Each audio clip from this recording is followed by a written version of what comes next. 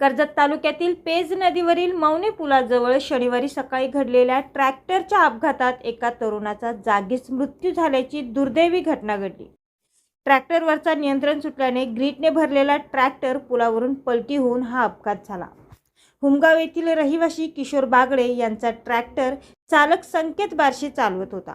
कर्जत येथील Tata power house परिसरातून हा ट्रॅक्टर ग्रीट भरून पेज नदीच्या मौनी पुलाकडे येत असताना अचानक स्टेअरिंगवरील ताबा सुटला आणि स्टेअरिंग जागीच फिरल्याने चालकाचे नियंत्रण सुटले आणि ट्रॅक्टर पुलावरून खाली पलटी झाला। या भीषण अपघातात चालक संकेत बारशी ट्रॅक्टरखाली दबून गंभीर जखमी झाला आणि घटनास्थळीच त्याचा मृत्यू झाला।